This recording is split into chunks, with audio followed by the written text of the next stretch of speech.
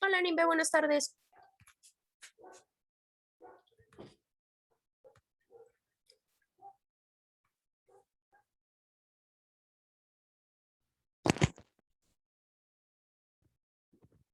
Buenas tardes, Lick. Hola, buenas tardes. Vamos a dar un par de minutos a ver si se integra alguien más, si no, ya iniciamos.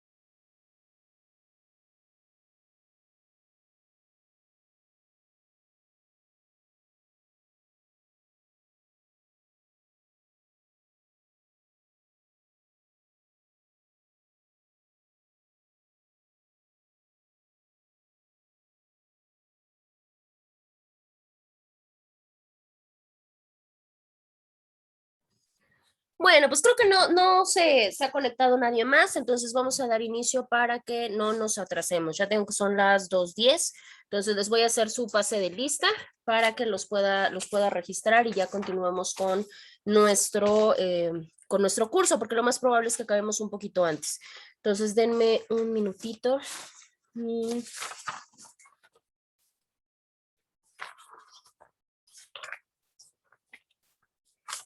Déjenme. Ahí está. Estamos hoy a... Nada más comentarle que Cristel no asistió porque tuvo que ir al médico. Ah, ok. Está Karina, se acaba de conectar, ¿no? Carachure Castillo Edson Bartorelli, no Lick, está. sí voy a entrar.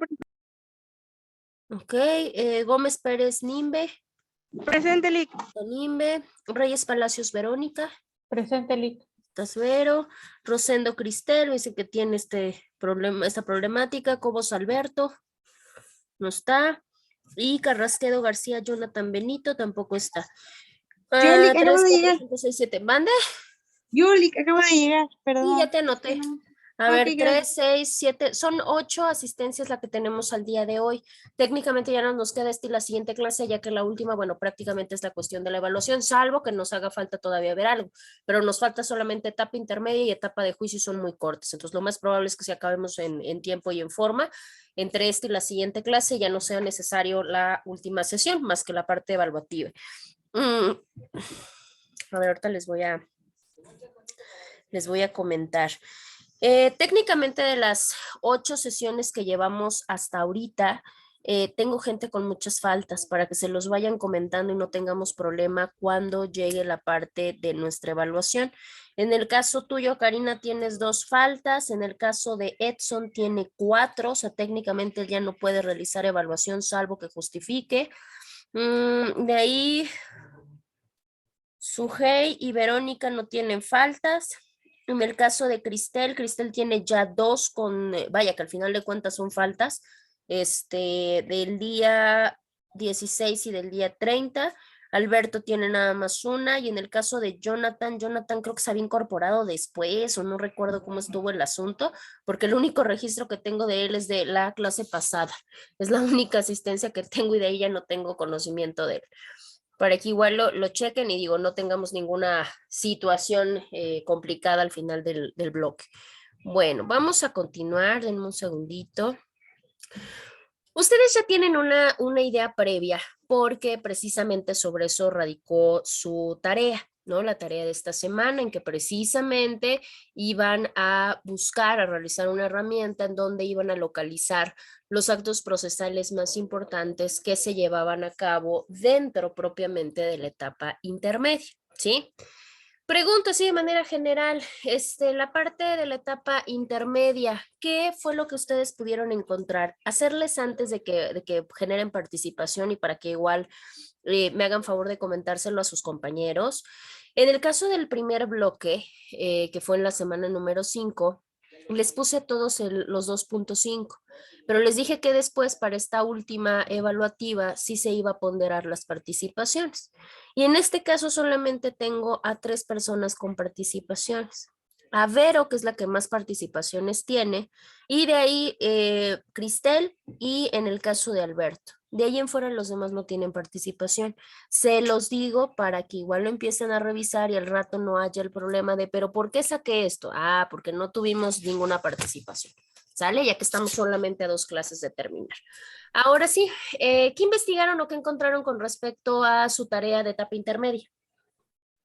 ¿Puedo participar? Pues yo Ah, encontré Adelante, sí, sí, sí, las que dos, adelante. se divide en 2 fases.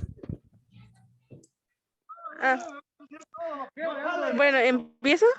Sí, sí, sí. sí, sí, sí.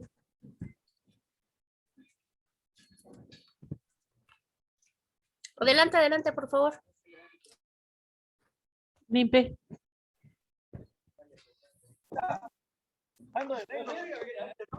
A ver, estaba Bueno, hablando Nimbe, pero no sé qué Ah, pasó. bueno. Ok, bueno, ¿empiezo?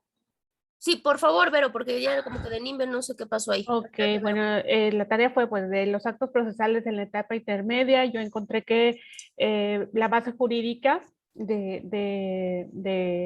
pues, de esta etapa son los artículos 334, 335, 336, 337 del Código Nacional de Procedimientos Penales, donde los involucrados son el juez de control, el imputado, la víctima, el Ministerio Público.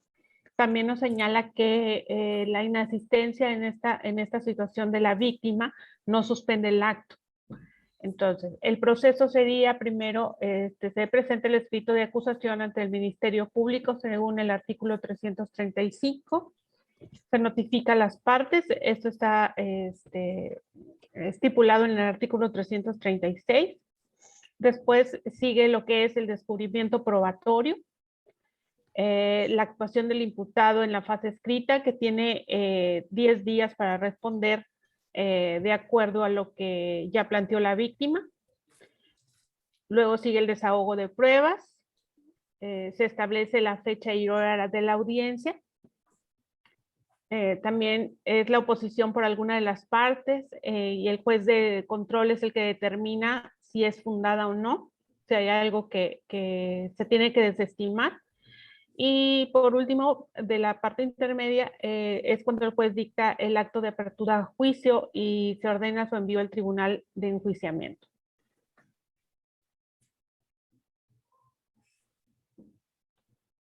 Ok, muy bien. Nimbe, ¿gustas complementar algo de lo que acaba de comentar tu compañera?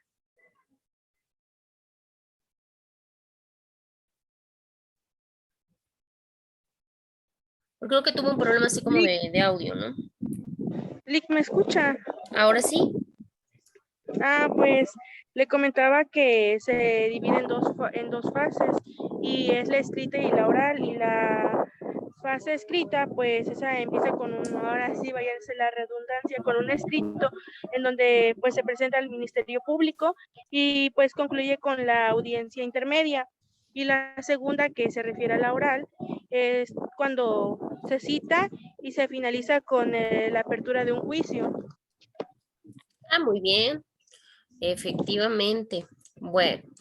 Todas, digo, ambas o las que tienen están muy bien. Sí, Nimbe, eso me di cuenta, no había visto el comentario. Vamos a platicar precisamente en lo que consiste propiamente la audiencia intermedia. Ya su compañera ya nos habló un poquito también acerca de la fundamentación legal, que es una de las cuestiones más importantes. Y bueno, les voy a proyectar para que podamos visualizar el material, a ver si ya les aparece. Ya me acordé que la semana pasada tuvimos como muchas fallas con la conexión. Que está comentando Alberto que no puede entrar a o sea, que no le permite pues su internet, no sé, entrar a la clase. Alberto, ¿está acá?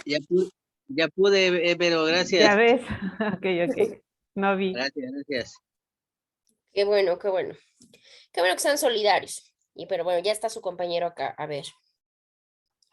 Sí, ya saben que de momento ya lo comprobamos, la semana pasada lo comprobamos que verdaderamente llega un momento en que ya no se puede, o sea que sí ya empezamos a tener como muchas fallas, ¿no?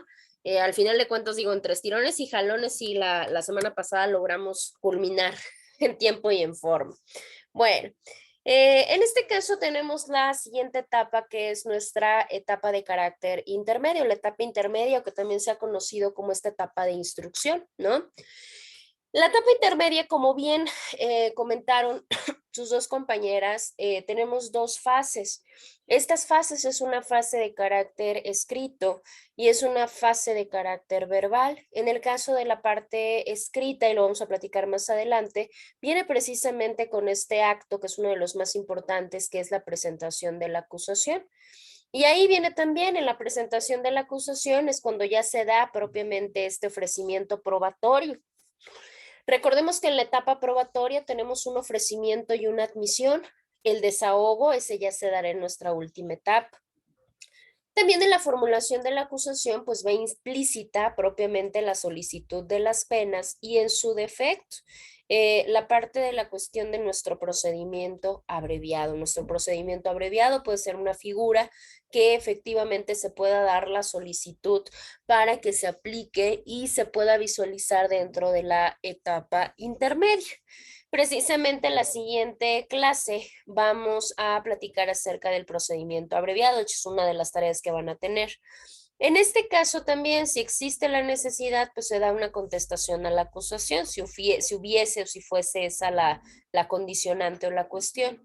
Pero no solamente tenemos una parte escrita, también tenemos una parte oral como fase de la etapa intermedia. En este caso, la fase de carácter oral es cuando se da propiamente estos periodos probatorios, ¿no? Desde la parte del ofrecimiento, pero dentro del ofrecimiento cabe mencionar que van implícita también la parte de la exclusión. O sea, también se puede generar la parte de la exclusión de las pruebas. Dígame, Alberto.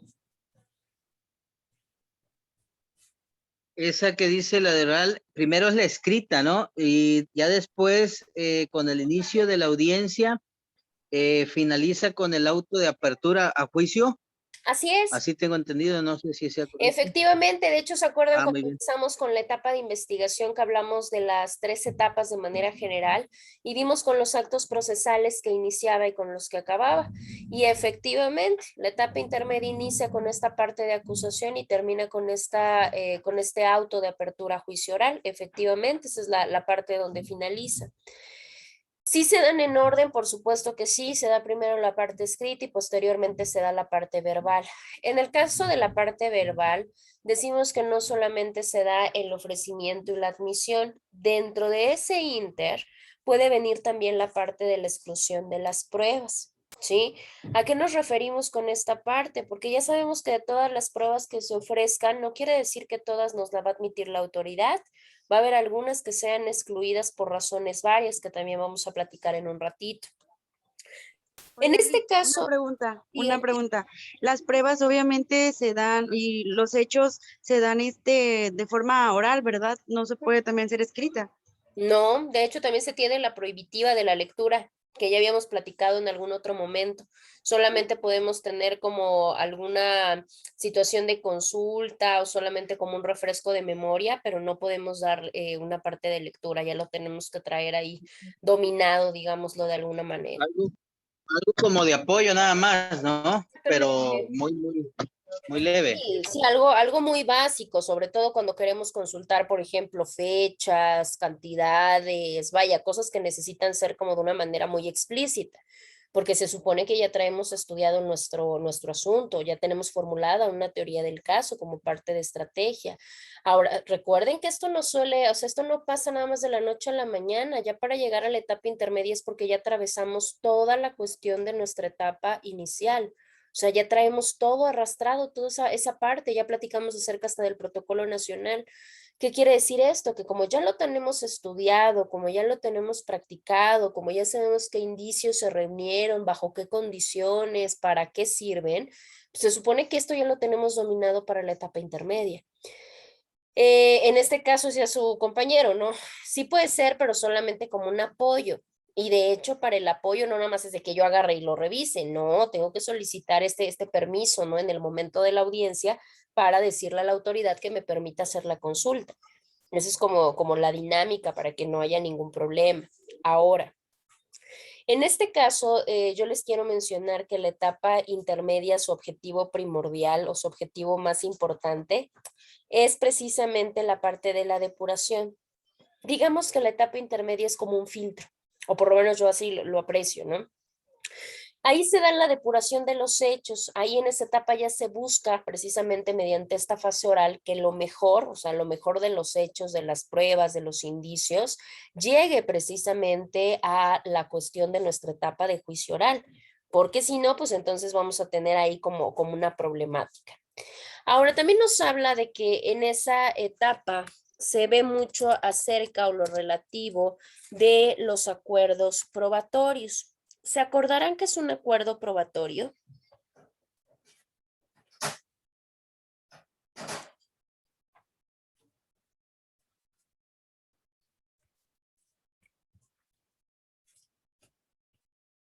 ¿Se acordarán?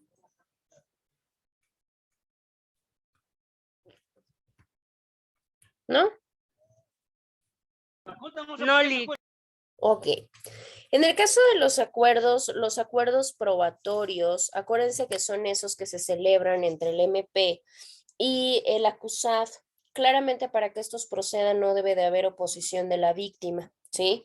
¿Esto para qué sirve? Sirve para que se acepte como probado un hecho, ¿sí? O alguna circunstancia.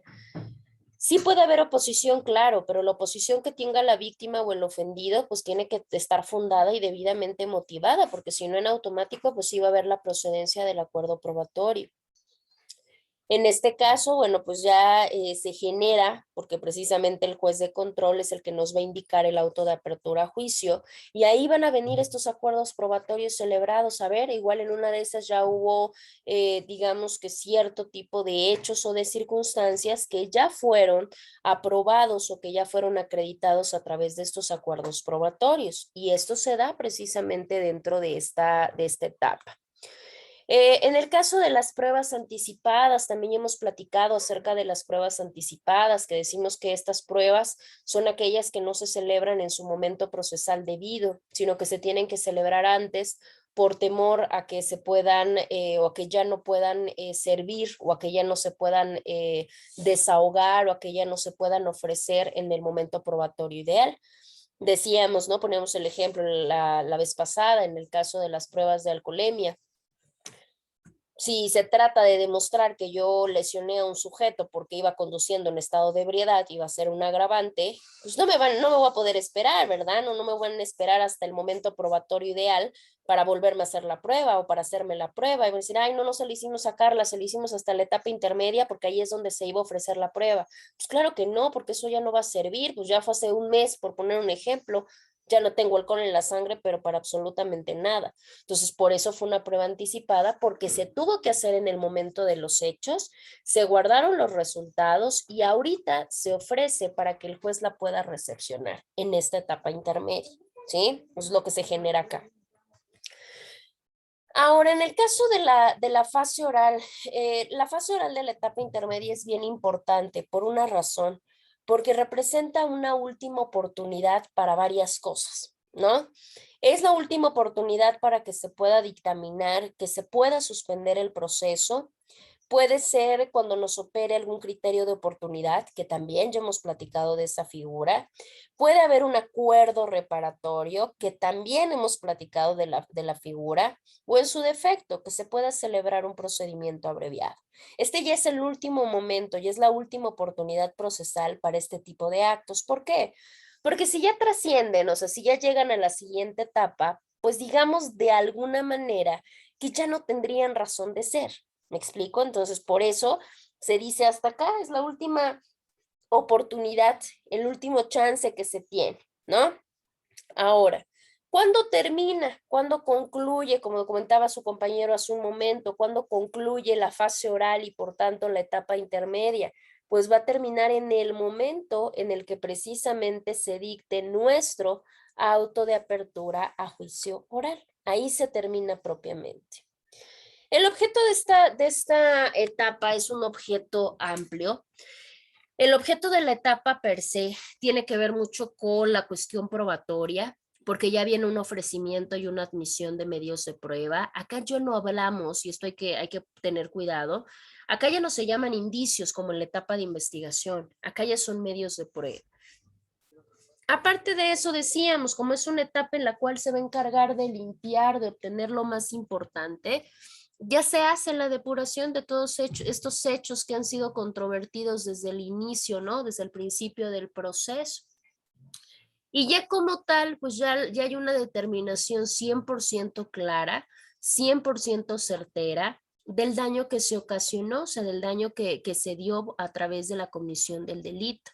¿Por qué? Porque a través de ese daño ya determinado sabremos propiamente cuál es el delito por el cual se dará toda la mecánica del juicio oral. Ahora, en este caso, dentro de esta etapa, se pueden realizar varias cosas. Cosas que no es, digamos que forzoso o no es exclusivo que se realicen en esta etapa. Se pueden realizar desde la etapa de investigación, pero acá también puede ser un buen momento procesal. Ejemplo, el sobreseimiento. ya platicamos de él. Siguiente, la suspensión condicional del proceso, que también ya platicamos de él. En el caso de la justicia restaurativa, con todos estos mecanismos alternativos, ¿hasta acá todavía puede ser procedente? Por supuesto que sí. El archivo temporal, este archivo temporal que hemos platicado desde la parte de la etapa de investigación, como uno de los panoramas, como una de las decisiones que puede optar por tomar nuestro Ministerio Público, ¿no? Cuando no tenga esta línea de investigación clara. ¿Hasta acá todavía puede llegar a irse un asunto archivo temporal? Claro que sí, no es exclusiva de la etapa de investigación. Hasta acá, si se llegan a corroborar ciertas cosas, un asunto puede sobreseerse, un asunto puede irse a archivo temporal, por supuesto que sí. Y obviamente la parte del procedimiento abreviado, que les comento, la siguiente clase vamos a comentar con más detenimiento. La etapa intermedia dentro de esta audiencia que se va a generar de la, bueno, vaya, la audiencia intermedia. Aquí el debate, o sea, la discusión que se va a dar entre las partes, ¿no? Entre las partes sujetos procesales, debe de ya tener la finalidad de que lo que yo presente, ¿no? Tiene que darle esta formalidad y tiene que reforzar la acusación, en este caso, pues más por parte del Ministerio Público, y en el caso de la defensa, pues rebatirla. Acá también es muy importante porque viene la parte de la evaluación, o sea, empieza a valorarse qué tan lícita puede ser una prueba o qué tan importante o qué tan relevante es. ¿Para qué? Para saber si realmente es necesario o es propio que se vaya a nuestra siguiente etapa, que sea necesario que se desahogue, porque si no es necesario, ¿no? O no fue la manera legal de obtenerla, bueno, pues en este caso, ¿qué es lo que va a pasar? En este caso no se hace. Aquí yo les decía, de estas tres etapas de probatorias, solamente se agotan las dos primeras, el ofrecimiento, la admisión. Acordémonos que el desahogo se da hasta la parte de la audiencia de juicio oral. Ya aquí, ya las posiciones son 100% claras, las posiciones de los sujetos procesales, tanto la parte de la acusación directamente que nos va a mencionar el Ministerio Público, como la parte de la contestación que tenemos o que vamos a dar como defensa. Claramente acá el hecho de oponer las posiciones, pues es un acumular, ¿no? O sea, no quiere decir que esto ya determine el resultado. No quiere decir que, yo ya tuve una buena audiencia intermedia, pues ya con eso yo ya puedo dar por sentado y cerrado el caso. No, pues claro que no, por eso tenemos tres etapas distintas. ¿Qué importancia tiene? Ya hablamos un poquito acerca de los actos, acerca de las finalidades, pero ¿qué importancia resulta o qué relevancia resulta tener la parte de la audiencia? Primero, pues evita que haya duplicidades, ¿no? O sea, que haya como que esta reiteración o como que este círculo vicioso que solamente nos haga dar vueltas en la audiencia de juicio. No. También nos ayuda a tener, a fortalecer este principio tan importante, que es un principio que se le ha dado no solamente a la etapa, sino de manera general al proceso, que es esta parte del principio de contradicción. Pues esta audiencia, esta etapa intermedia, nos hace precisamente que esta situación o este principio de contradicción se vea 100% manifiesto, ¿no? O sea, se vuelva más fuerte, más certero. Otra importancia es precisamente el ahorrar tiempo. ¿Por qué podríamos decir que la etapa intermedia nos ahorra tiempo? Porque como va a depurar, como va a filtrar, como va a hacer que solamente lo más importante y relevante llegue, pues ya para ese momento ya no vamos a andar tan perdidos en cuestión de los tiempos, ¿no? Obviamente ya para ese momento ya se va a generar en una parte mucho más corta. Ahora, en este momento procesal, digámoslo de alguna manera, otro de los puntos que sí resaltan dentro de la audiencia intermedia es que precisamente el ministerio ya tiene un compromiso como más certero, ¿sí? O sea, como que ya no anda viendo qué es lo que va a encontrar. O sea, ya su compromiso es como tal comprobar Ya en juicio, pues obviamente a través de lo que ya hizo en su acusación, o sea, ya no anda vagando, ya tiene los mecanismos necesarios para poderlo comprobar.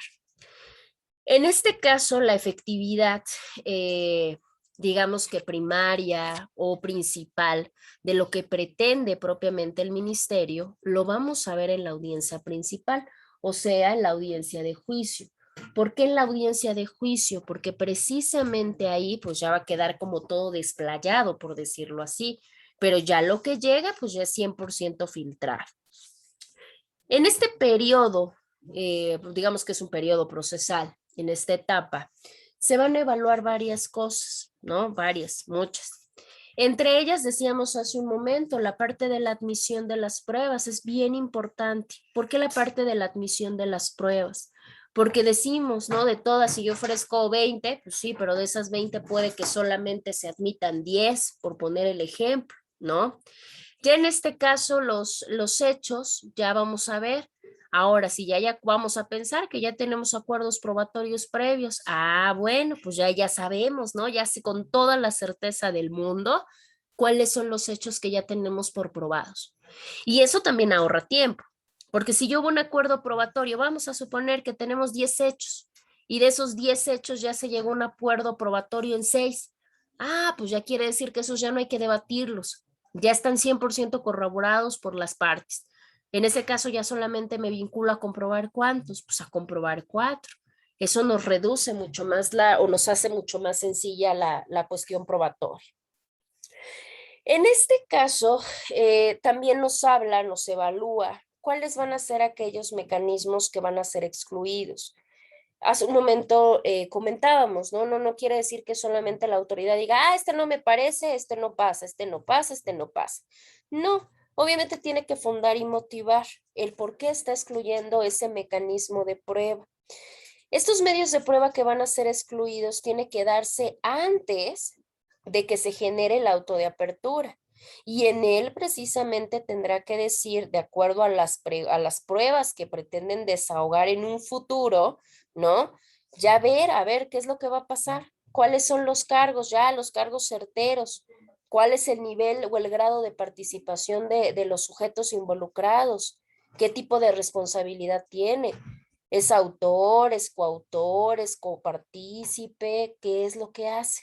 Bueno, ya para ese momento, como ya van solamente los más importantes, ya se saben específicamente cuáles van a ser los medios de prueba que o van a pasar o en su defecto se van a excluir. ¿Cuáles y por qué? ¿No? Porque también es bien importante no solamente decir que no pasa, sino pues saber el cómo, por qué no pasa. Esta etapa intermedia que les decía que es el periodo de instrucción o que también se le conoce como etapa de preparación a juicio, pues tiene varias cosas, decíamos hace un momento. Se encuentra esta etapa de preparación a juicio y es importante también cada etapa, así como lo platicamos en la etapa de investigación, esta etapa también es importante, también resulta primordial para que el acuerdo, para que el asunto concluya de la mejor manera, o sea, de la manera que busquemos, dependiendo cuál sea la postura. Esto ayuda en cuanto a la parte, y creo que ya les había hecho el comentario anterior, aquí no se trata de enemistades, aquí no se trata de que uno forzosamente quiera demostrar una culpabilidad y la contraparte una inocencia. No, lo que sí se busca es que cuando todo acabe y cuando el órgano jurisdiccional se pronuncie, pues su decisión sea una decisión, una sentencia del carácter que sea, ya sea condenatoria o ya sea absolutoria, pero que sea una sentencia, en este caso, de carácter informado, ¿sí? Que logre satisfacer estas expectativas que tiene la comunidad, estas expectativas que siempre van vinculadas al rubro, ¿no? O a los ideales de justicia social que se buscan en todos los lugares. En este caso sabemos que cuando se llegue a ese momento es precisamente porque debe de reunir principios. En la etapa intermedia pasa exactamente lo mismo. Se busca también el principio de inmediación, que quiere decir, ya lo platicamos, que el juzgador y que las partes deben de estar presentes, y la concentración, que si yo puedo en un solo acto generar, o en una sola audiencia puedo generar varios actos, pues lo vamos a hacer. No es necesario estar dispersando ni estar prorrogando audiencias, ni mucho menos. Y por supuesto, al igual que en las otras etapas, se busca como tal el respeto y la protección forzosa a los derechos humanos. En este caso, la etapa conocida o la etapa intermedia, se habla mucho de una etapa donde se da una forma de control, un control de carácter acusatorio. ¿Por qué? Porque precisamente es el refuerzo que compruebe que hay una acusación y que con esto de alguna manera se evite poder culpabilizar a cualquier persona o poder acusar a cualquier sujeto sin que se tenga la certeza, sin que se tengan los mecanismos, los elementos probatorios necesarios, ¿no? Entonces, por eso esta parte como que busca pulir esa situación. Lo vemos, digo, la realidad es que no somos el único país con una etapa con estas características. Podemos ver otro tipo de sistemas jurídicos contemporáneos que tienen características muy parecidas. Ejemplos relativos, sobre todo porque pertenecen al mismo sistema que nosotros. En el caso de Alemania, en el caso de España, en el caso de Italia, tienen precisamente la misma razón. Tienen una etapa acusatoria o tienen una etapa intermedia de acusación que tiene que ver con un respaldo no solamente de hecho, sino también de derecho. Y ya con eso, pues ayuda a que se tenga por verdad las imputaciones que se pueden generar contra cualquier persona, porque sabemos que el hecho de generar imputaciones contra algún sujeto, pues prácticamente es una vía para saber que lo más probable o lo más lógico es que a la persona se le pueda condenar. Entonces es delicado porque pues está en riesgo la justicia, por supuesto, la seguridad de la víctima, pero que no se nos olvide que también está de por medio, pues en este caso, uno de los bienes jurídicos tutelados más importantes del hombre, que en este caso sería la libertad. En esta etapa intermedia, si por alguna razón, porque recuerden que ya no opera bajo la situación de duda razonable, si el órgano jurisdiccional se da cuenta que no hay los elementos necesarios que acrediten de alguna manera que sí se cometió el ilícito, en automático en esta etapa decidirán que no se apertura la cuestión del procedimiento oral, o sea que no se llega a nuestra etapa de juicio, a nuestra tercera etapa. Por eso la etapa intermedia es muy importante porque puede ser un buen motivo o puede ser un buen momento que si los elementos no se comprueban, pues en automático el asunto quede, digamos que ahí. Igual, bien importante porque también ayuda de alguna manera a ser un garante al propio acusado, también con una situación de escuchar a la persona, que en este caso recordemos que ya no hablamos de un imputado, en este momento procesal ya hablamos de un acusado.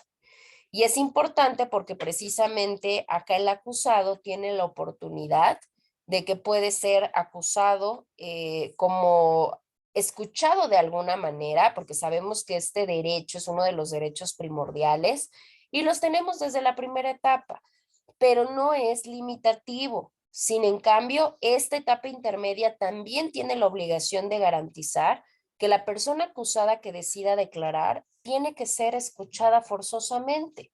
No es de que, ya tuviste la etapa inicial y no lo hiciste, bueno, ni modos. No, en este caso la etapa intermedia también es un buen momento para volver a garantizar que a la persona, que al sujeto acusado se le escuche. Generalmente, digo, haciendo un poquito de equiparación o de analogía con otros sistemas jurídicos judiciales, tenemos el ejemplo, ¿no? Un ejemplo de dualidad, como lo puede ser el modelo norteamericano. En este caso, ahí se establece que antes de presentar la acusación, en este caso por parte del fiscal, el imputado tiene un derecho. Este derecho es un derecho de audiencia, básicamente.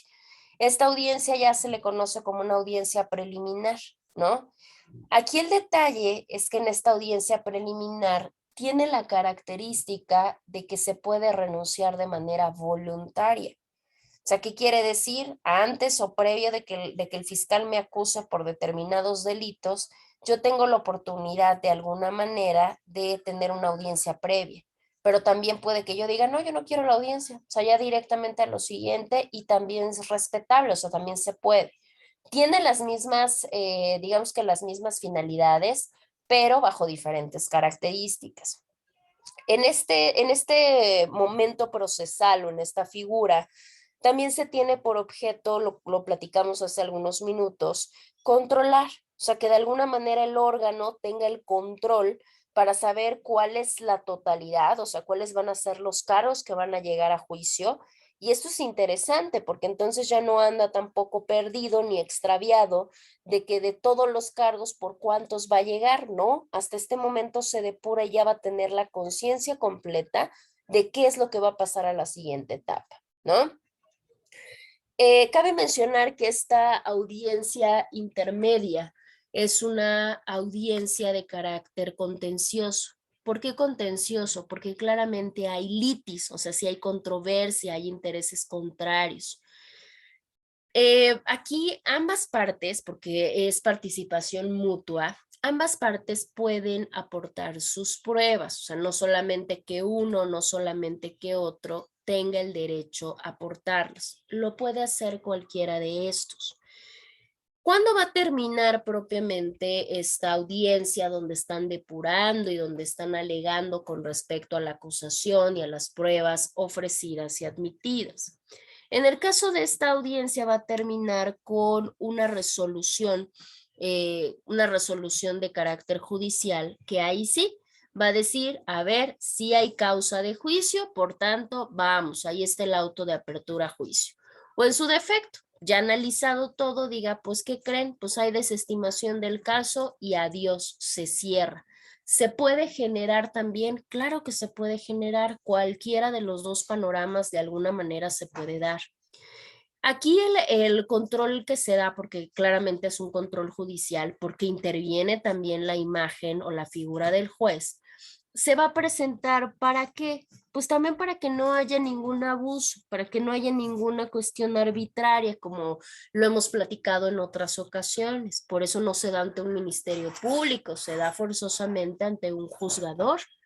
Aquí en este caso, pues ya se presenta como un mecanismo para que no haya, digamos, que alguna mecánica de que el juez pueda ser parcial, de que no tenga los elementos necesarios, de que de alguna manera pueda presentar, pues digo, no de alguna manera personal, pero por lo menos laboral, que no haya una parte de arbitrariedad. En la etapa intermedia o de preparación a juicio, se dice también que el hecho de solamente llegar a la apertura, eso ya de alguna manera sí recae de manera negativa en contra del sujeto, ¿sí? Un sujeto que le digan, a ver, auto de apertura a juicio oral, o sea, todos los elementos se reunieron, no se pudieron desvirtuar en etapa intermedia y por tanto vas a juicio oral, aunque la persona resulte con una sentencia absolutoria después, ya con el simple hecho de llegar hasta ahí, sí genera una carga, ¿no? Una carga que propiamente el imputado primero, el acusado después, pues no debería de soportar porque genera muchas problemáticas o trae consigo muchas problemáticas sin que hubiera la certeza, y en eso creo que todos estamos de acuerdo. Decimos, pero ¿por qué la certeza? Pues imagínense la gravedad que hay en cuanto a la parte de la cuestión social o en cuanto a la parte de la cuestión pública, ¿no? Con el hecho de saber que una persona pues está siendo imputada por algún delito. Hay una cuestión de importe en cuanto a un reproche público, ¿no? Porque pues bueno, sabemos que también hay una cuestión de publicidad, hay una publicidad de actuaciones, muchas de las veces, ¿no? Se empieza a poner en entredicho la cuestión de la persona, qué tan honorable, si es, si no es, porque de mientras nos enteramos que está en la cárcel y no decimos, ay, pero ahora es inocente, no, pues ya empieza la situación desde el campo laboral, a veces hasta la misma familia, no se diga la sociedad, ¿verdad? No se preguntan, a ver, pero si es, no es, no, ya la persona no lo baja del delito que le estén imputando. ¿No? Entonces sí es delicado que si no tuviéramos esta etapa y nos pasáramos directamente de una investigación a un juicio, podríamos ocasionar mucho perjuicio, salud, por el hecho de no tener esta depuración de elementos o esta depuración y corroboración de prueba. En el caso, y ahorita vamos a platicar de la cuestión, y su compañera nos hizo el comentario, ¿no? En cuanto a la parte del ordenamiento legal.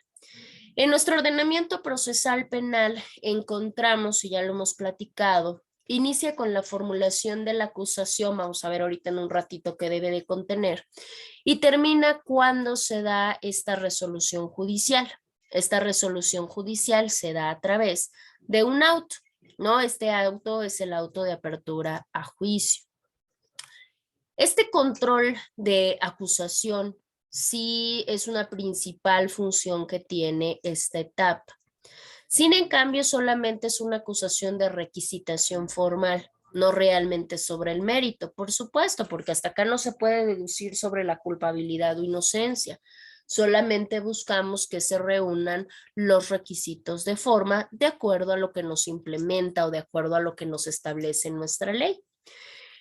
En esta etapa intermedia se van corrigiendo, también se corrigen errores, se pueden corregir vicios de forma o algún tipo de incidente, ¿no? Porque vamos a pensar que dentro de este mecanismo se pudo dar alguna incidencia que de alguna manera nos provoca o que nuestro juicio se frene o que en defecto que tarde más de lo que regularmente tendría que tardar. Esta restricción que se da a través de esta etapa procesal es bien importante porque también ayuda a evitar que de alguna manera, aunque el juez tenga que controlar lo que hace el ministerio, sí, pero que no se intrometa en las funciones o en las actividades que por ley puede llevar a cabo el ministerio. En este caso nos referimos exclusivamente al sustento de la acusación. ¿A través de qué? Pues a través de las investigaciones, porque las investigaciones ya vimos que las hace o las conduce el ministerio, pero bueno, pues las hace a través de peritos o a través de policías. Sí, pero las sigue dirigiendo y haciendo el ministerio, no el juez. ¿Y quién es el órgano judicial competente para esta segunda etapa? Ya sabemos que primera y segunda etapa es el juez de control. La finalidad, haciéndolo ya como como un recuento, la función principal es poder delimitar el objeto del juicio respecto a los hechos que ya comprobamos y aquellos que son debatidos, y también las pruebas con las que yo voy a respaldarlo, porque no solamente basta con lo que yo crea o con lo que yo argumente, necesito pruebas para poderlo respaldar, ¿no? Y por eso la acusación es la parte clave. Sin acusación no puede existir ningún juicio. Entonces, si no hay acusación que se dé en esta etapa, imposible que podamos irnos directamente a la etapa de juicio oral. En este caso, los hechos, ya tenemos claros cuáles van a ser los hechos materia del juicio, porque ya no van a ser otros, ya van a ser exclusivamente los que se encuentren en nuestro escrito de acusación. En este caso puede haber, la manera o puede darse el supuesto o la posibilidad de que haya nuevos hechos. Sí se puede, porque a veces no los conocemos y los conocemos después. Para esto, pues obviamente va a tener que haber una congruencia, o sea, tiene que haber nexo, relación entre lo que vaya a ser mi acusación y tiene que ser conforme a lo que me determinen con sentencia, porque si no, entonces sería risible. Y con eso, pues ocasionaríamos problemas de dejar en estado de indefensión. Y sabemos que eso ni se puede ni se permite. Y dígase para cualquier sujeto procesal. No solamente hablamos del imputado, hablamos también de la víctima. También otra de las cosas es que las pruebas que se van a rendir en la siguiente etapa solamente van a poder ser aquellas que ya se ofrecieron en esta etapa. Yo no puedo llegar a la etapa de juicio oral y ofrecer unas pruebas que, ay, ¿qué creen? Se me olvidaron. Pues no, salvo que sean supervenientes, pero eso ya sería otra de las, digamos que de las excepciones. De hecho, ahí lo tienen en la información de su pantalla, las pruebas supervinientes o la prueba sobre prueba, digo, esas sí se podrían llegar a presentar porque probablemente no tengamos su conocimiento. Al igual decíamos que esta etapa también nos ayuda a excluir pruebas, ¿no? Decimos, ¿y cómo sabemos eso? Digamos que qué tipo de evidencias pueden ser excluidas. Las evidencias que pueden ser excluidas de alguna manera son aquellas pruebas que se hayan obtenido a través de un defecto de forma, ¿no? Si yo no la reuní de acuerdo a los requisitos que me piden, pues corro el riesgo de que mi prueba pueda o deba de hecho ser excluida.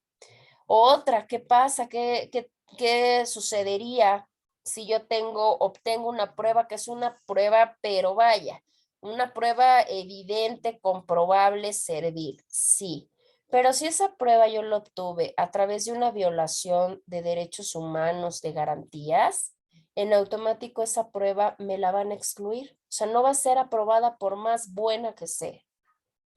Por eso de ahí la importancia de que las pruebas que se obtengan tienen que ser obtenidas en fondo y en forma de una manera adecuada. Dentro de ahí entra todo lo que hemos platicado acerca de los actos de investigación que no requieren control, a través de cómo se recolectan, cómo se manejan, cómo se estudian, ahí toda la importancia, porque si no corremos este tipo de riesgos. ¿Qué otras pruebas pueden llegar a ser excluidas por ciertas características? Estas pruebas que de alguna manera busquen probar hechos impertinentes. ¿Cuáles son los hechos impertinentes? Estos que no tienen nada que ver y que solamente buscan fastidiar, porque esa es la realidad. Les pongo un ejemplo.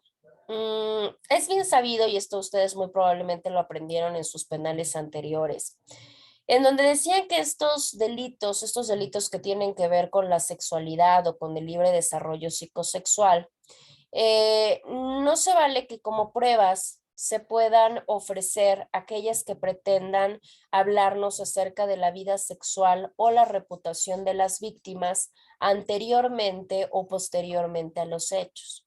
Porque esas pruebas efectivamente, ¿qué es lo que pasa? Son pruebas impertinentes que no tienen nada que ver. Les pongo el ejemplo. Vamos a suponer que tenemos a una persona que se dedica a la prostitución. La prostitución lo podemos tomar, pónganle lo que ustedes quieran, que es inmoral, que es una conducta tal vez antisocial, como sea, pero al final de cuentas no es un delito, ¿no? Entonces vamos a pensar que una persona que se dedica a la prostitución, dígase hombre o mujer, resulta que es víctima de violación. Y que resulta que la contraparte, el abogado defensor del imputado, quiera poner o invocar una prueba en donde diga, vamos a traer un testigo, una prueba testimonial que nos va a hablar de que la persona ni siquiera fue violada, puesto que ella se dedica a la prostitución y está con uno y muchas otras parejas sexuales. ¿Eso tendría que ver? Pues claro que no, le van a excluir su prueba, porque es una prueba impertinente, absurda, con finalidades que atentan hasta contra la dignidad de la víctima. Entonces, esa prueba va a ser excluida. Por ponerles un ejemplo. En el caso de aquellas pruebas que buscan demostrar hechos que ya son públicos, o sea, que ya son, ahora sí que del dominio público, que todos lo conocemos, que todos lo sabemos y que ya son notorias. Esas ya no, porque digamos que lo que generaríamos ahí es como ¿cómo lo podríamos decir? Como un círculo vicioso, ¿no? O sea, como que buscar y comprobar cosas que ya están comprobadas, pues sería un poquito absurdo. Redundante. Ajá. Claro, eso sería ya redundante, sería como darle vueltas a algo que ya está, nos quitaría tiempo, y vaya, no nos servirían para nada, básicamente. Por eso muchas veces pensamos, es que entre más mejor. No, acá no es entre más mejor. Al revés, podemos ofrecer pocas, pero que esas pocas vayan completamente vinculadas a lo que se quiere demostrar. claramente ya vimos que actualmente tenemos pruebas con mucho más peso, ¿no? En este caso las más importantes, pues aquellas pruebas periciales, estas que lleven de por medio una cuestión científica, son prácticamente irrefutables, ¿no? Obviamente se pueden contradecir, pero es complicado. A comparación de una testimonial sí se puede rebatir, sobre todo en interrogatorios, ¿no? De una manera muy sencilla. Y desgraciadamente a veces no es porque los sujetos mientan, pero pues imagínense, si luego personas que estamos preparados a hablar en público, vaya, que estamos un poquito acostumbrados a la presión, de momento nos equivocamos, pues imagínense personas o sujetos que no tienen esta expertise, pues se ponen nerviosos, se les olvidan las cosas y pues a veces los abogados pues ya le están diciendo mentirosos prácticamente, ¿no? Entonces, una prueba testimonial es de cuidado porque nos puede jugar mal si no preparamos adecuadamente a los testigos. Ya de ahí digo, pues ahí sí depende como de cuáles otras, ¿no? La confesional, ya vimos que cuando se trata de una confesional que nos hable de culpabilidad, aguas, porque sí tenemos que respaldarlas con otras, porque si no, entonces no va a tener como al 100% una validez o una valía, por todo lo que hemos venido platicando de acuerdo al, desgraciadamente, al desempeño, de acuerdo a cómo se ha venido manejando nuestro sistema, pues en algunos otros momentos, que ya lo hemos platicado bastante. Y aquellas pruebas que también van a ser excluidas van a ser aquellas pruebas que se hayan ofrecido con una finalidad dilatoria. ¿Qué quiere decir? Que solamente se ofrezcan como para hacer perder el tiempo, ¿no? O sea, para que ganemos tiempo y a ver qué se nos ocurre, que es como tipo estratégico. Este tipo de pruebas también pasa lo mismo. Si la contraparte o el propio juzgador se percatan de esto, pues tengan por seguro que precisamente nos van a excluir esta prueba. Y aquí tenemos como una de las cuestiones de ejemplo. También esta etapa intermedia nos ayuda de alguna manera a que se pueda liberar al juicio oral de ciertas cuestiones incidentales que de alguna manera no permitieran su fluidez, ¿no? Cuando hablamos de estas eventualidades, pues nos referimos a algún vicio formal o que alguna cuestión de pronunciamiento previo que nos haya resuelto y que eso nos haga que nos frenemos, que suspendamos de alguna manera el proceso, etcétera. Pues para evitar todo eso, por eso en la etapa intermedia se tiene ya esa característica. Aquí durante esta audiencia que se va a generar, propiamente el ministerio puede solicitar que se resuelva de acuerdo a las reglas del procedimiento abreviado. Les digo, esa figura ya es una de las últimas que tocamos, ya nada más como para ver la otra viabilidad que se puede tomar. Pero interesante porque, bueno, se resuelve prácticamente de la misma manera. En este caso, ya esta etapa intermedia nos representa algo bien importante.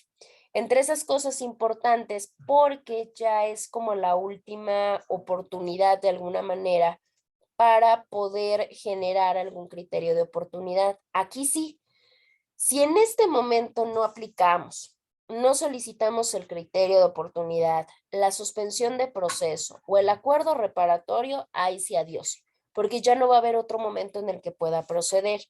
Y no necesariamente porque la audiencia, perdón, porque la autoridad no quiera, o sea, porque diga, ay, no, pues ya mejor no, ya tuviste tu tiempo y ahora ya no quiero. No, sino que obedece más a lo servil, o sea, como que a la parte de lo que se necesite, ¿no?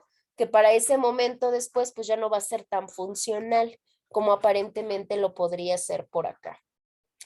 En esta etapa de preparación es una instancia dentro de todo lo que hemos venido platicando, en la cual precisamente los sujetos intervinientes empiezan a tener un conocimiento, porque sería creo que la palabra correcta, en cuanto a la parte de las pretensiones jurídicas. Ahí sí ya es evidente, completamente y al 100% evidenciado, que precisamente se tengan en cuenta la cuestión jurídica, ¿no? Y que de alguna manera pues ya se tenga un sustento de carácter probatorio.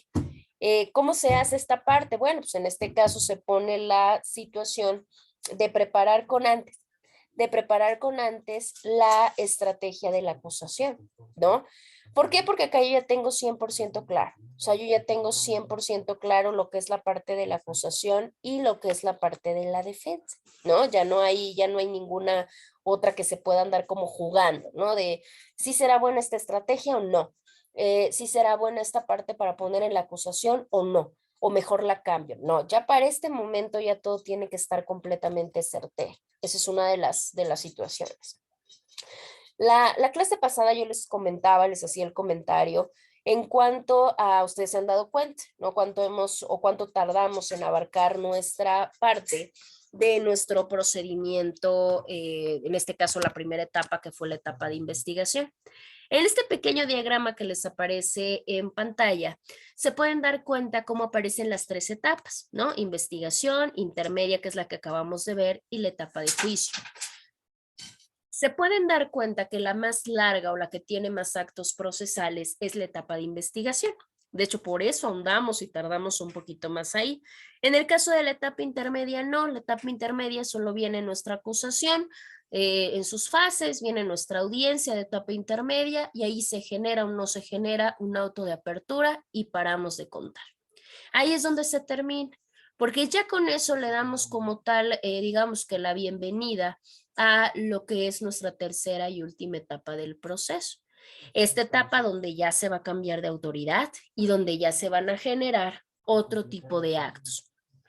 Desde que se dé la citación a audiencia, se celebre el juicio, se pronuncie la sentencia, hasta el momento que se dé la individualización de las penas. ¿Por qué?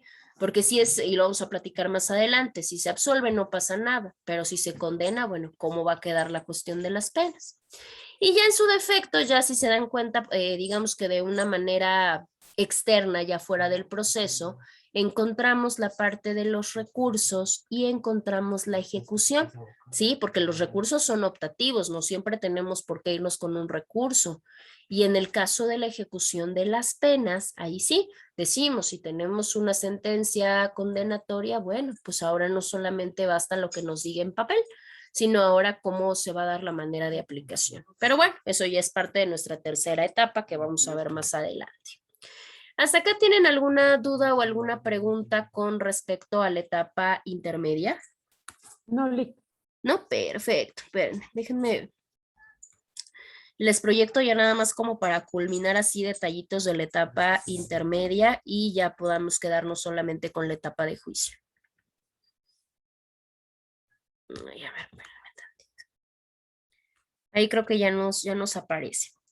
El objeto de la etapa intermedia ya lo vimos. Ahora, ¿cuál es el contenido de la acusación? Porque no solamente se hace o no solamente se genera de una manera normal, sino que también tiene que haber un vestigio escrito.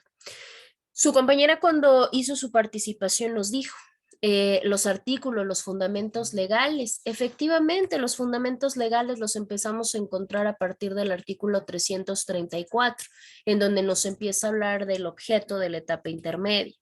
Pero ese nosotros ya lo platicamos por demás en esta hora que llevamos.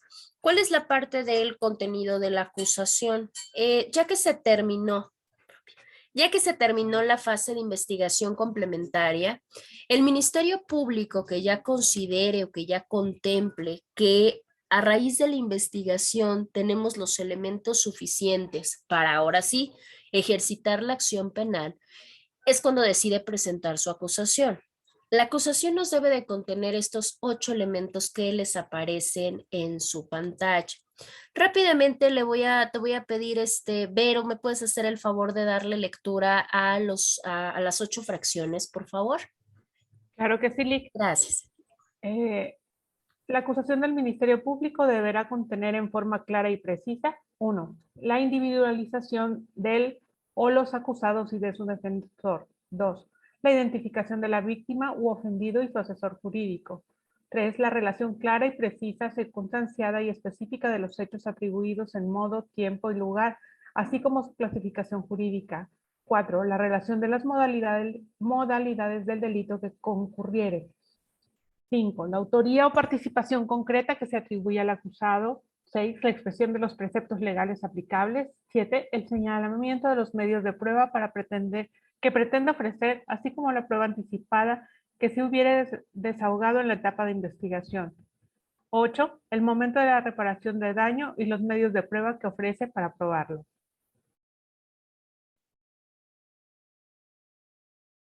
Listo, perdón, es que estoy cargando mi computadora. A ver, bueno, en el caso de la acusación, efectivamente esos elementos tenemos, ¿no? Acá ya deben de venir los datos precisos, ya no hay un creemos, ¿no? Ya sabemos precisamente quiénes son los acusados y quiénes son sus defensores. Esta identificación no solamente se da con estos sujetos procesales, también se tiene que dar la identificación de la víctima. Posteriormente debe de haber ¿qué? Pues todos los hechos, ¿no? Y todas las circunstancias que permearon propiamente para llegar hasta acá. Las modalidades, porque sabemos que las modalidades son diferentes, es un delito de acción, es un delito de omisión, es un delito en grado de tentativa, ¿qué es? Ahora, para este momento ya no solamente basta con decir o con nombrar o individualizar al sujeto y qué es la modalidad del delito. También hay que poner cuál es su grado de participación o su situación de autoría, porque sabemos que de ahí van a depender las sanciones o las penas. También la parte de la fundamentación, las pruebas, que ahora sí ya pretendamos como tal llegar a la cuestión del desahogo, y para este momento ya está completamente determinada la reparación del daño y los mecanismos de prueba. Entonces ahí vemos todo lo que nos da de contenido nuestra parte. Las otras fracciones ya tienen que ver con la parte de las penas o las medidas de seguridad, ¿sí? Si es que se llegan a solicitar. Los medios de prueba que también ayuden. Aquí hay que separar, no todos los medios de prueba son para lo mismo. No quiere decir que todos los medios de prueba sean, por poner un ejemplo, para demostrar la culpabilidad de un sujeto. No, hay algunos medios de prueba que pueden servir hasta para poder individualizarle la pena a la persona. Estos sirven, estos ayudan, por supuesto, porque a raíz de estos mecanismos de prueba yo puedo decir que hasta qué tanto, qué cantidad de pena se está solicitando para el sujeto. El decomiso, suponiendo que ya hasta acá tengamos un aseguramiento de bienes, pero ahora necesitamos decomisarlo, se puede solicitar, claro. De hecho, si se hace, esto ya debe de venir implícito dentro de este escrito de acusación. Sabemos que si hay acuerdos probatorios, también vienen. Si hay alguna forma de anticipada de acabar con el proceso, también.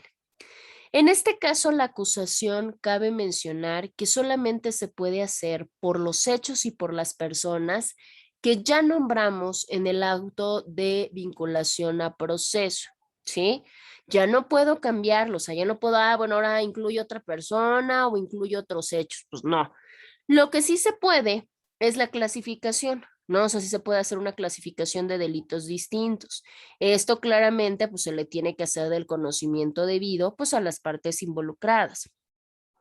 En el caso de que la víctima o el ministerio ofrecieran declaraciones, ya sea de peritos, ya sea de testigos, se les tiene que presentar tal cual sus nombres, sus apellidos, sus domicilios, etcétera.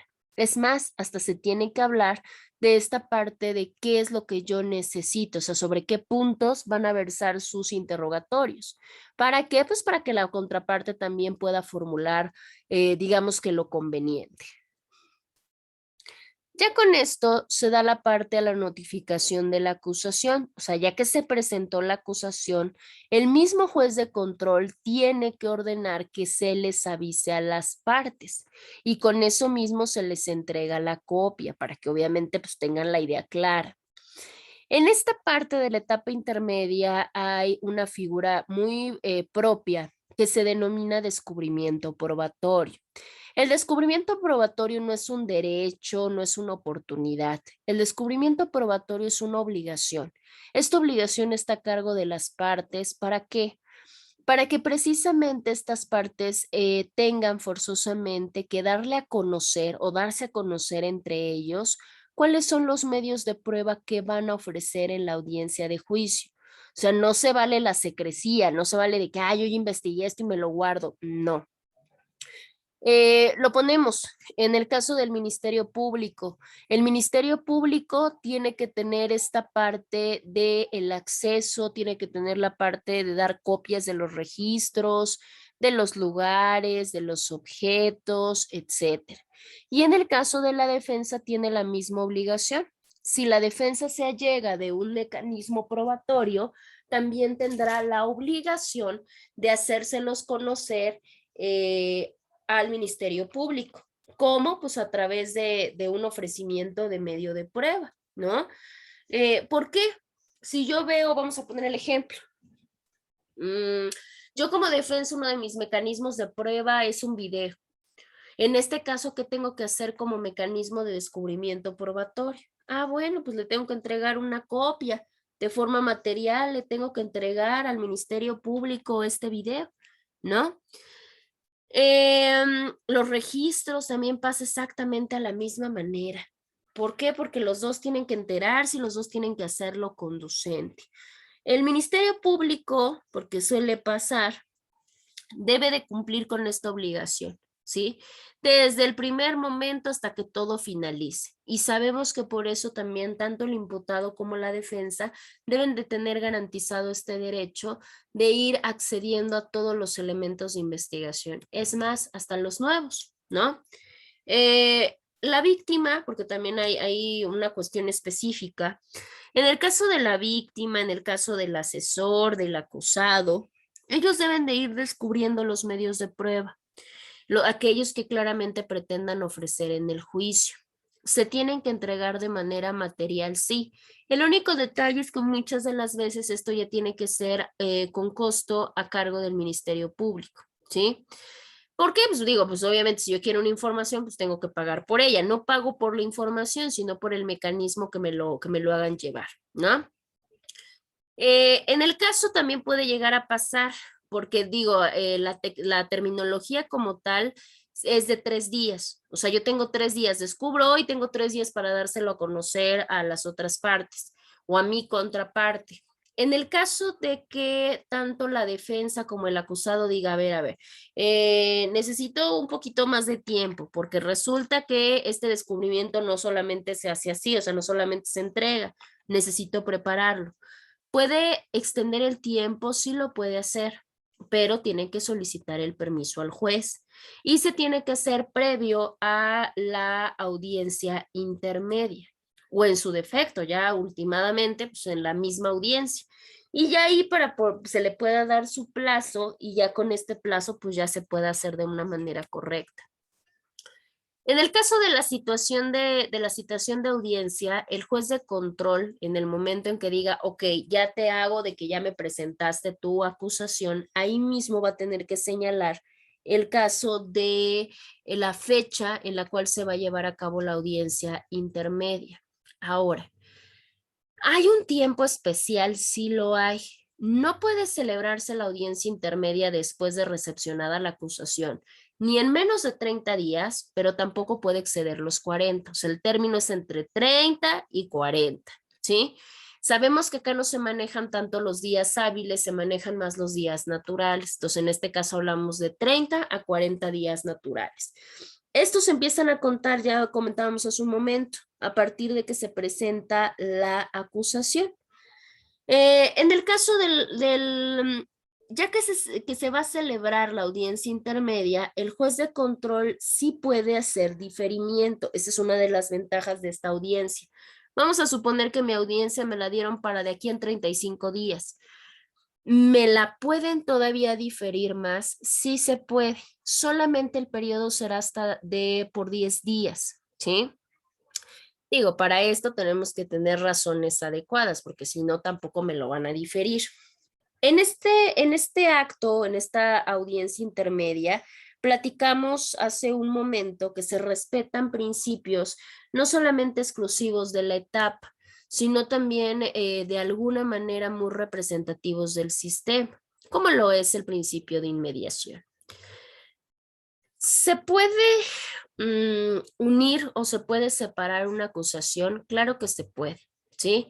Si tenemos muchas acusaciones, pero el juez de control dice, a ver, de todas estas la podemos unir a una misma audiencia. ¿Se puede? Claro.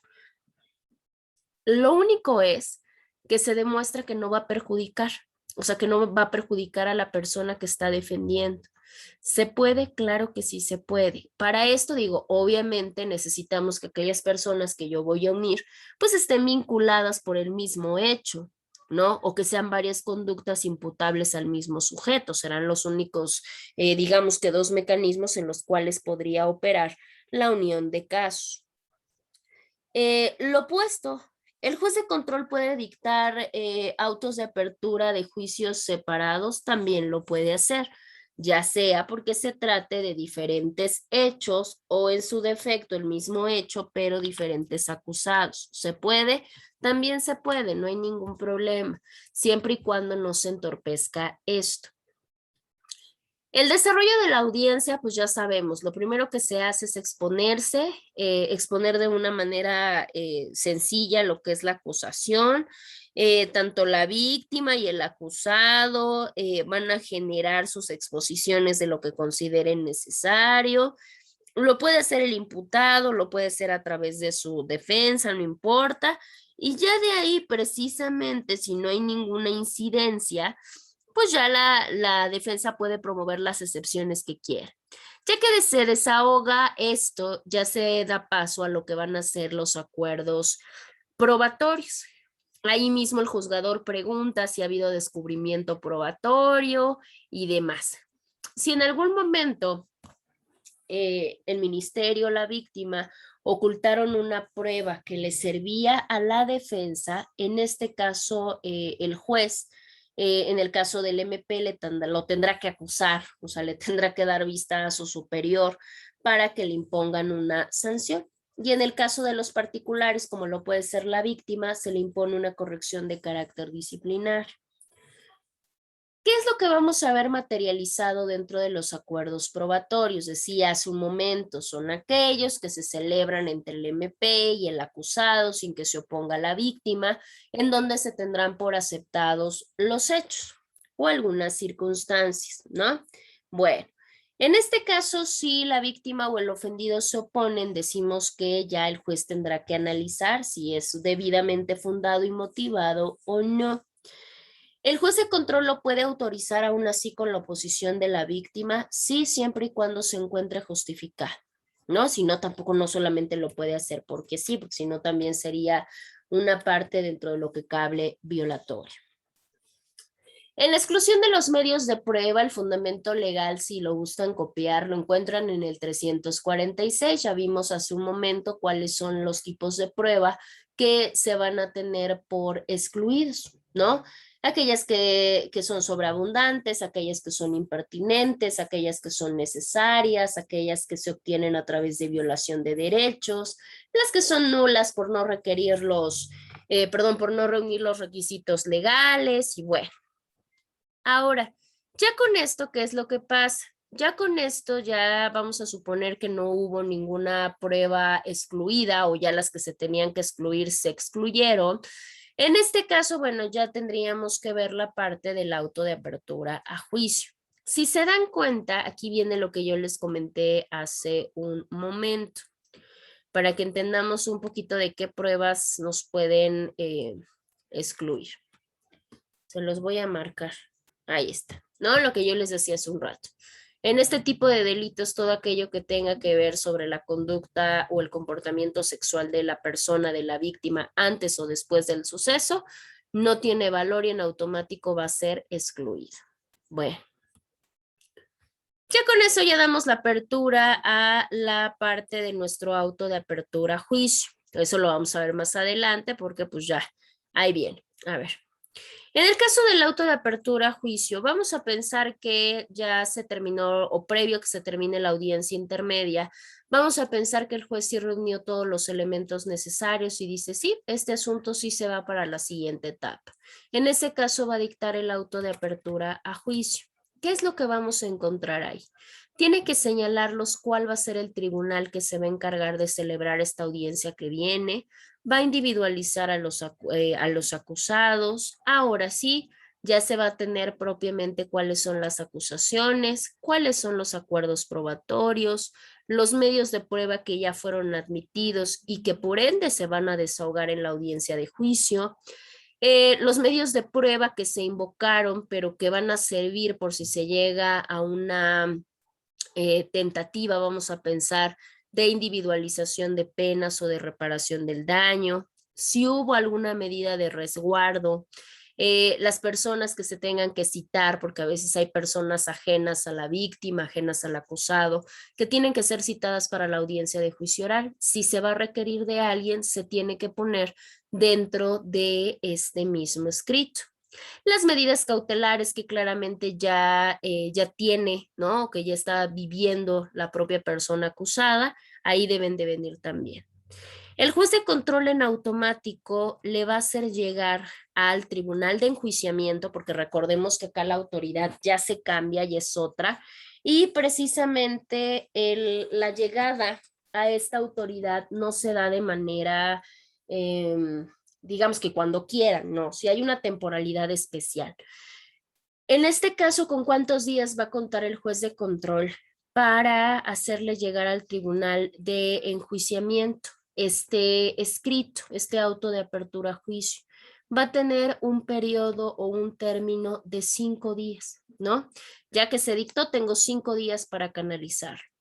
No solamente le pongo a disposición al nuevo tribunal, ¿no? Que va a llevar a cabo la audiencia o la etapa de juicio oral, no solamente le pongo a disposición los registros, sino que claramente también le voy a poner a su disposición a los acusados, ¿no? En este caso se puede recepcionar cualquier tipo de prueba, se puede admitir si no son excluidas por todo lo que acabamos de comentar hace un momento. Se pueden recepcionar, claro que sí, mientras no afecten los derechos fundamentales, no hay absolutamente ningún problema. De ahí tenemos la parte de los medios de prueba nueva, ¿no? Y la refutación. Hace un momento comentamos que se recepcionan en esa etapa procesal, pero decíamos que teníamos 2 tipos de prueba que no, como lo era la prueba anticipada, que ya hemos platicado de ella, y las pruebas supervenientes. ¿Cuáles son las pruebas supervenientes? De alguna manera nuestro nuevo tribunal, nuestra nueva autoridad, ¿puede recepcionarnos pruebas nuevas? Claro que sí, pero esto se va a dar cuando venga a través de hechos supervinientes o en su defecto, decimos, pero no se ofrecieron cuando se tenían que ofrecer. Bueno, se puede sí, siempre y cuando yo compruebe que yo no tenía el conocimiento de que esta prueba existiera, porque si yo lo hubiera sabido, lo hubiera ofrecido en su tiempo procesal preciso, pero no lo hice porque no tenía el conocimiento de esta.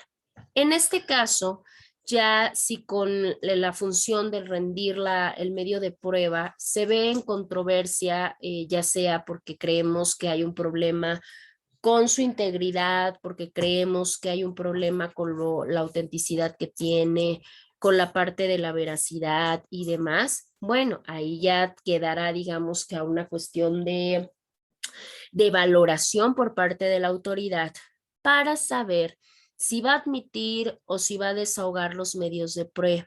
Si no importa que no hayan sido ofrecidos de manera oportuna, solamente, bueno, también cabe mencionar, tenemos que corroborar que esta prueba pues sí era necesaria, ¿no? Porque si no, entonces ahí ya tendríamos una de las, digamos que de las cosas importantes. Este medio de prueba que estamos hablando de prueba superviniente, sí lo debemos de ofrecer antes de que se cierre nuestro debate, ¿sí? ¿Por qué? Porque si no, bueno, entonces ya no tendría como mucha razón o como mucho sentido de ser. ¿Qué se va a valorar acá? Porque obviamente esto ya tiene que ver con una valorización. Pues para empezar, ¿qué tan lícita es, no? Y no solamente al momento de obtenerla, sino en el momento hasta de reproducirla. En el caso de la nulidad, ya vimos que cualquier prueba con cuestión de violación a derechos va a ser nula en cualquier momento, por cualquier autoridad y en cualquier etapa del proceso. Y la valoración, en el caso de nuestro país, la valoración de la prueba es, digamos que es interesante, porque tenemos una valoración libre, ¿no? O sea, aquí la autoridad tiene la libertad de poder valorar a juicio la prueba. claramente sí lo va a hacer de manera libre, pero también cabe mencionar que de manera lógica. ¿Por qué? Porque la autoridad nos va a tener que decir la cuestión de cómo está valorando la prueba, o sea, en qué se está basando, porque si no, entonces no tendría como mucho sentido que tener, ¿no? Bueno, entonces ahí tenemos esa parte. Ya de ahí también, aparte de justificar, de apegarlo a la norma, de encuadrarlo a la ley y demás, va a decirnos, ¿no? ¿Qué valor le está dando? ¿En base a qué? ¿Cuál fue la apreciación que utilizó? Y esta apreciación tiene que ser conjunta, ¿no? Tiene que ser una valorización integral de todos los elementos que tuvo propiamente a la mano, ¿no? Por decirlo de alguna manera. Bueno. A ver. Ya con esta prueba, bueno, más bien con esta valoración de datos de prueba, nosotros ya terminamos lo que es propiamente nuestra etapa intermedia, ya con la valorización que le dé el juez, formulando su escrito de acusación si fuese necesario, y ya con eso ya entraríamos a nuestra etapa de juicio, ¿sí?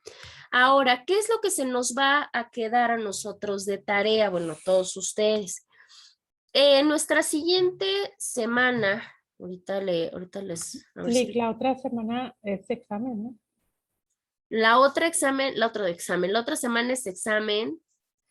Se supone que dura 10 semanas, ¿no?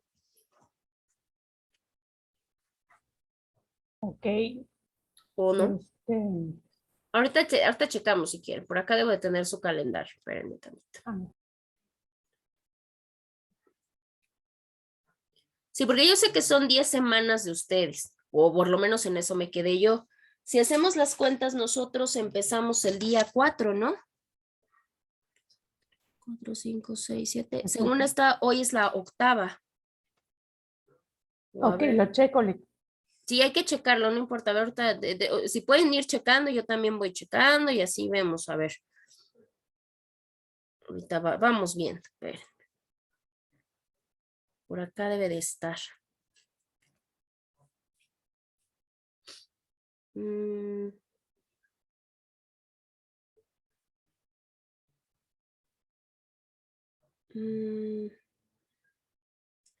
Me aparece que acabamos el 6, ¿cierto? Es la otra semana. La otra semana, 6 de noviembre, sí es cierto. Sí, entonces no son 10 semanas, sí han de ser 9, ¿no? A ver, vamos. A ver, vamos a ver. Sí, porque sí empezamos que fue 4, ¿no?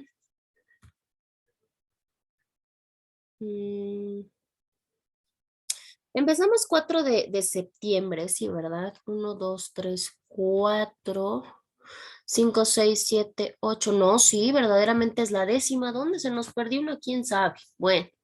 Entonces, si la siguiente semana es nuestro examen, van a tener, de todos modos, van a gestionar su actividad con los, digamos que con los elementos primordiales de su etapa de juicio oral. Así como hicieron lo de etapa intermedia, lo mismo van a hacer con su etapa de juicio oral. Ahorita les checo la parte de la semana porque les digo que contabilicé y tengo esas asistencias y todo, no sé por qué. 1, 2, 3, 4, 5, 6, 7, 8. Sí, no sé por qué. Bueno, en la semana 9 vamos a encontrar precisamente la parte de nuestra etapa de juicio oral. Ustedes van a poner su tarea de juicio oral ahí con sus elementos más importantes.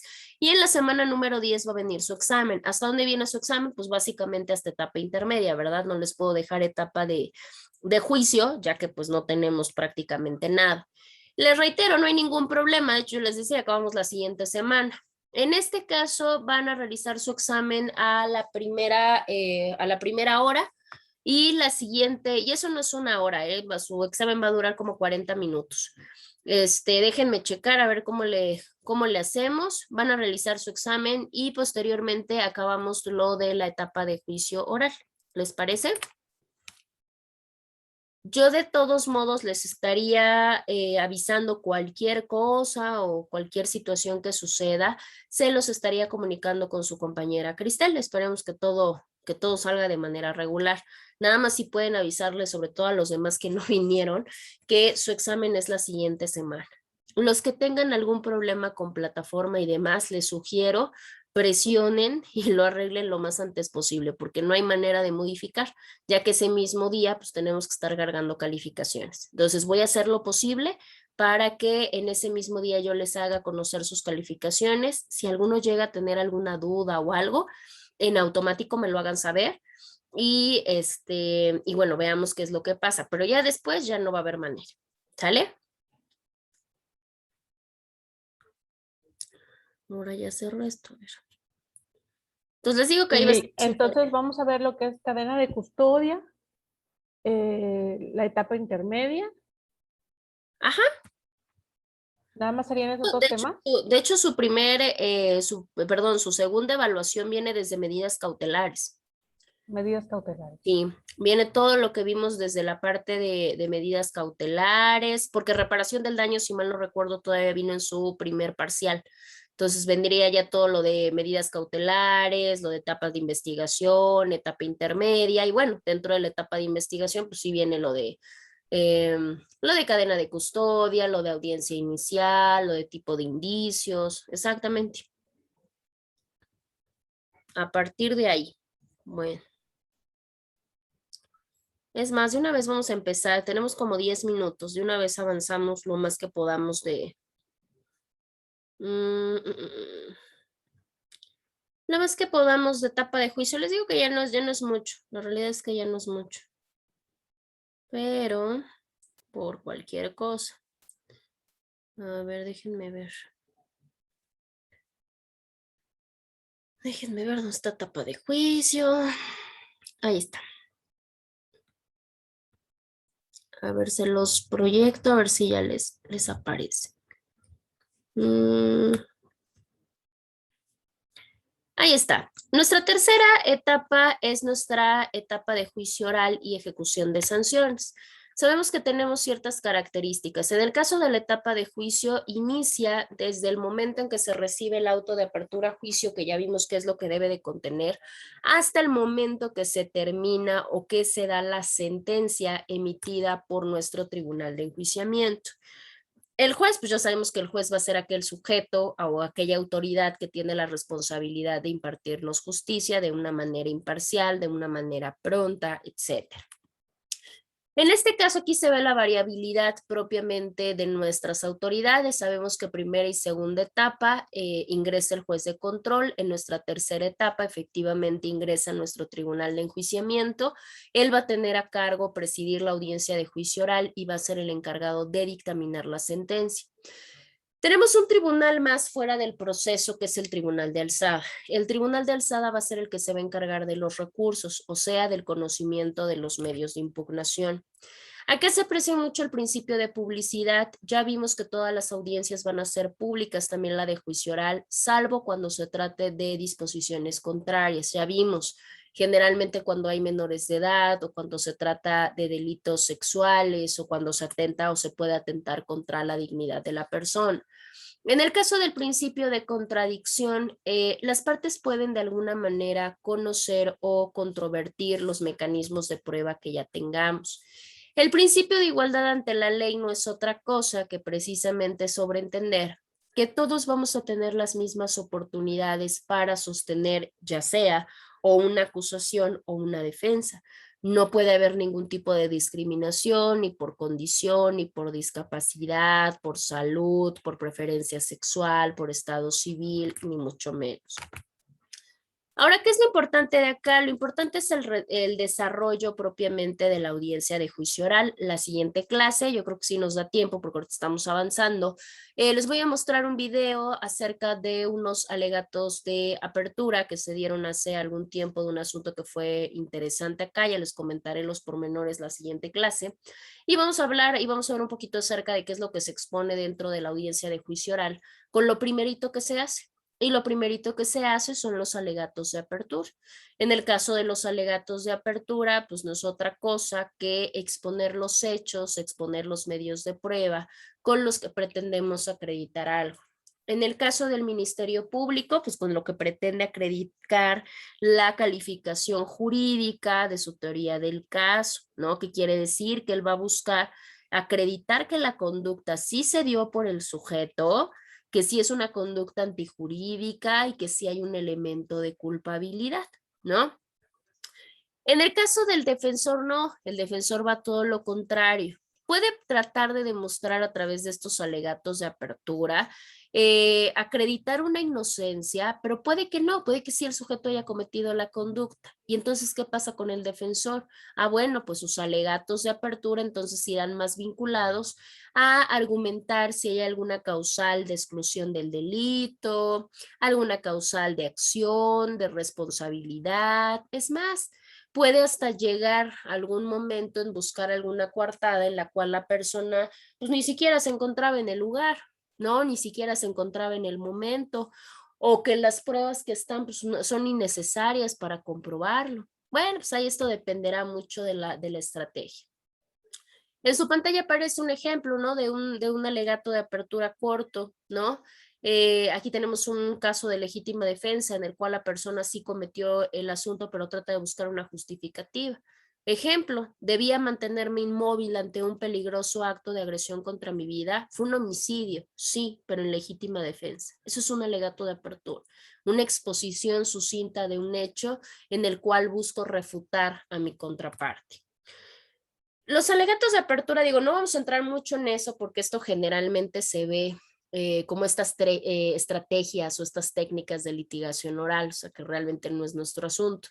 Pero verdaderamente nuestros alegatos general, apertura o cierre, están compuestos por un tema, ¿no? O por un lema que claramente es como una frase que puede resumir la totalidad de mi teoría.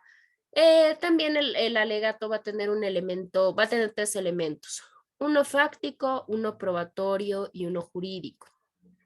En el caso del fáctico, pues es como la cuestión de los hechos, narrar cómo sucedieron los hechos. En el caso del probatorio, bueno, pues cuáles son las pruebas o cómo hago referencia a las pruebas que digamos que le dan refuerzo a lo que estoy diciendo. Y los elementos jurídicos, ¿no? Pues poder indicar la parte de si se cumple la tipología penal o no.